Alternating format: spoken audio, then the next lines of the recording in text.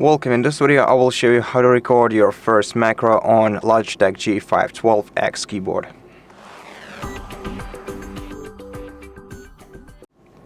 So to do that, we're gonna have to open the G Hub application after we connect our keyboard to our computer.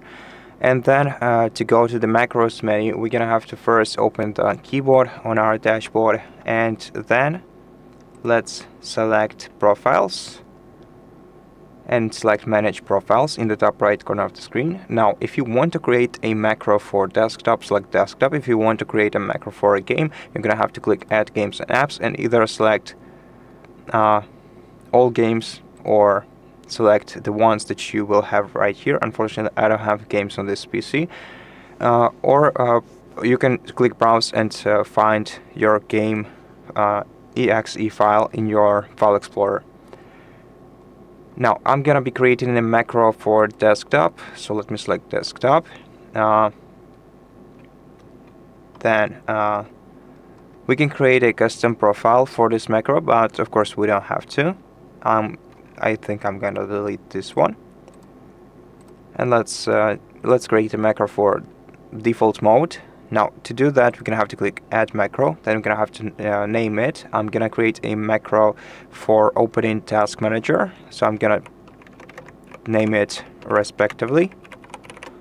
And using this macro, we'll be able to open Task Manager with just one key on our keyboard. Now, we have 4 modes in which we can select, in which you can create a macro. No repeat mode. You press the button, macro activates. Repeat while you're holding the selected button, the macro will be launching on repeat. Toggle, you click the selected button once, macro activates and keeps activating until you click it once again.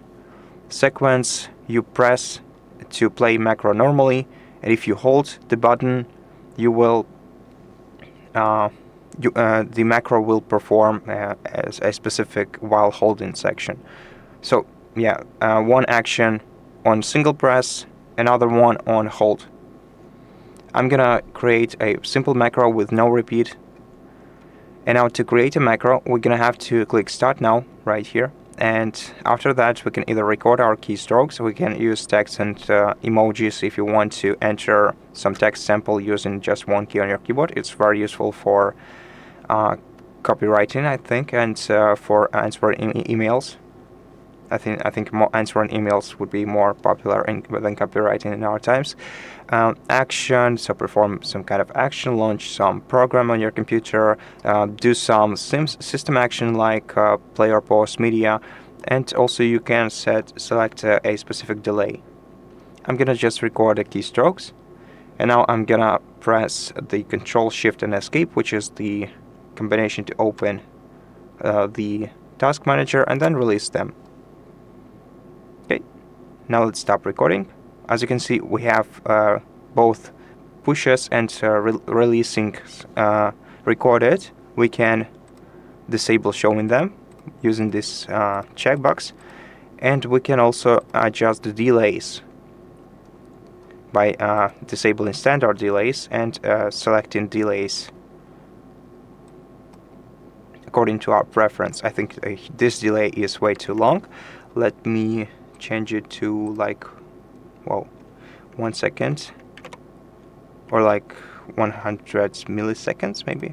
Okay, let's save this macro, and now we're gonna have to, of course, assign it to some key. To do that, we have to go back to our keyboard.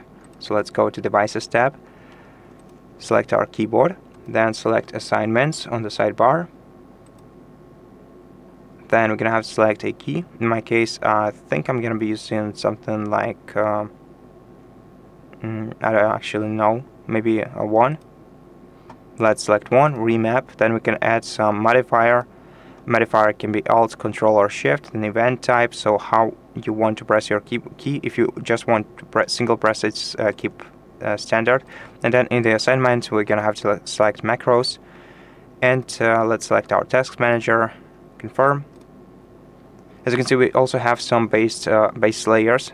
Base layer is no modifier, so no modifier key. FN layer and G shift are more advanced ones. So FN uses the FN key, G Shift uses G Shift, and now we can enable our macros like this.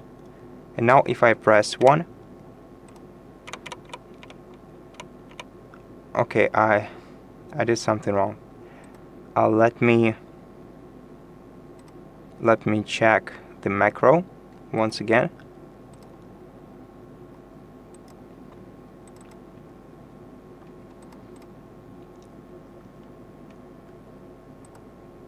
Maybe let's increase this delay.